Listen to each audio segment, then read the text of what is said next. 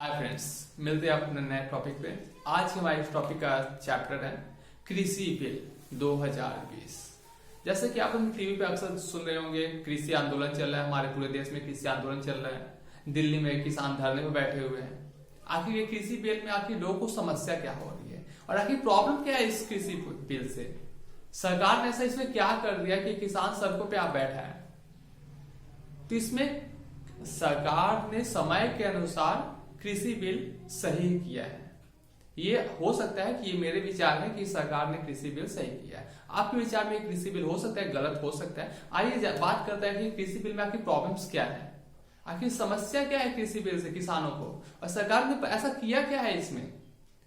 सरकार कहना चाहती है कि सरकार आपको मंडी में, इससे पहले क्या होता था कि जो बड़े बड़े किसान हैं या छोटे भी किसान हैं वो अपने फसल कहाँ बेचते हैं? पास की मंडी में बेचते हैं। अब कहेंगे मंडी क्या होती है? मंडी मतलब एक छोटा बड़ा सा बाजार होगा जहां पे आप जाकर अपना धान या गेहूं या जो भी आपकी फसल है उसे बेच सकते हैं। तो पास के मंडी में किसान जाकर बेच देते थे।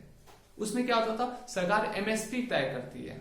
एमएसपी मतलब क्या होता है? मिनिमम सपोर्ट प्राइस, मतलब न्यूनतम समर्थन मूल्य। सरकार हर साल फसल बोने के पहले से एक न्यूनतम समर्थन मूल्य की घोषणा करती है ताकि आपके अनाज में आपका पैदावार जो होगा उसे सरकार उसी मूल्य पर खरीद लेगी।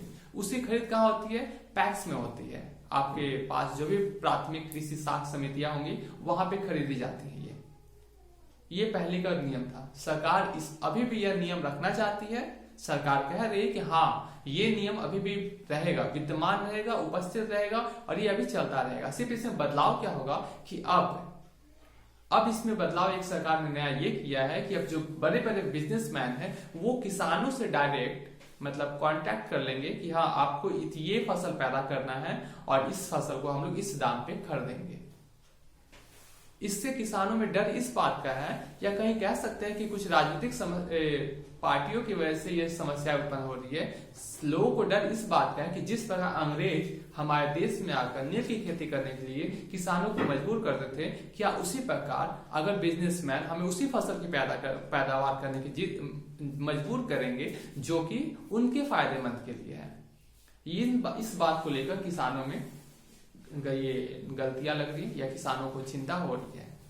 परंतु सरकार इसमें लिखित कह रही है कि नहीं, ऐसी कोई बात नहीं है। बिजनेसमैन आपको मजबूर नहीं कर सकता। अगर आपकी इच्छा है तो ही आप उसके साथ कांटेक्ट कर सकते हैं। कांटेक्ट क्या होगा?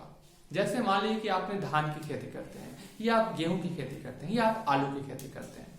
अगर आप आलू की खेती करते हैं तो आप आलू पैदा होने के बाद आप पास के मंडी में 5 रुपए या 10 रुपए किलो बेचते हैं। वही एक लेज कंपनी, जैसे कि आप जानते होंगे आलू चिप्स बनाने वाली एक कंपनी है लेज, वो क्या करती है, उसे आलू बहुत ज्यादा भारी मात्रा में चाहिए इंडिया में भी, तो वो भारत के किसानों को पहले ही फिक्स कर रही है कि हाँ, आप क्या करोगे, यहाँ पर आलू कितना पैदा करोगे, मुझे दोगे, इस रेट पर हम खरीदेंगे। पहले ही आपको बोला जाएगा और वो कंपनी आपको पहले से पैसा देगी। इससे आपको क्या फायदा हो कि जो पूंजी आप सब महाजन से या बैंक से लेते हैं वो पूंजी आपको बिना सूद के वो बिजनेसमैन देंगे और अनाज उत्पन्न होने के बाद सारा का सारा आलू वो लोग ले लेंगे। तो आपको इसमें दो फायदे होंगे। एक, जो आप बैंक से लोन ले रहे थे वो भी समस्या आपकी सॉल्व हो गई। दूसरी बात, पैदावार जो आलू की उत्पादन हुई है वो आपको बेचने के लिए बाजार नहीं जाना होगा, बल्कि बाजार खुद आपके दरवाजे पर आ जाएगी। सरकार ये इसमें सुधार करना चाहती है, परंतु किसानों को इस बात का डर है कि कहीं ये बिजनेसमैन हमें कम दाम पर मजबूर न कर दें लेने के लिए और ये उसी फसल को पैदावार करवाए जो उनकी व्यापार के लिए ज्यादा अच्छा हो। इस चिंता को लेकर किसान प्रदर्शन कर रहे हैं। ये भी पूरी भारत में प्रदर्शन नहीं हो रहा है, खासकर पंजाब और हरियाणा के लोग प्रदर्शन कर रहे हैं क्योंकि वहां के लोग, वहां के किसान अपने फसल को मंडियों में या सरकार के पैक्स में ज्यादा बेचा करते थे। इसी वजह से उनकी चिंता ज्यादा गहराई हुई है। और ये दूसरी समस्या क्या है? दूसरी समस्या ये है कि जब हमारा देश आजाद हुआ था उस समय हमारे देश में खाद्यान्न की बहुत कमी होती थी, जिस कारण उस समय ब्लैक मार्केटिंग होता था। तो लोगों को ये डर है, किसानों को ये डर है कि बड़े बड़े व्यापारी जो होंगे वो हमसे फिर से अनाज खरीद कर पहले की तरह कालाबाजारी करेंगे। तो ये समस्या, कालाबाजारी की समस्या को बढ़ावा मिलेगा। इसी बात से किसान आंदोलन चलता जा रहा है, परंतु समय के अनुरूप ये आंदोलन उचित नहीं है। क्यों? क्योंकि अगर आज के समय में किसी चीज का दाम बढ़ रहा है तो सरकार के ऊपर आप दबाव बनाएंगे और सरकार उसे दूसरे देशों से आयात करके उस चीज का कंट्रोल करेगी।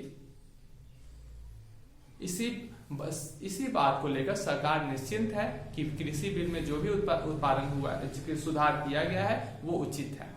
परंतु किसानों को शायद कृषि बिल की पूरी जानकारी नहीं है, जिस वजह से वो सरकार के खिलाफ किसान आंदोलन कर रहे हैं। आशा करता हूं आपको ये कृषि बिल समझ में आया होगा। मैं समय की कमी की वजह से वीडियो ज्यादा लंबा ना हो जाए, मैंने कृषि बिल को और लंबा विस्तार में नहीं समझाया। अगर आपको कोई समस्या हो तो आप हमें कमेंट्स कर सकते हैं। अगले वीडियो में पूरी की पूरी कृषि बिल समझा दी जाएगी। धन्यवाद।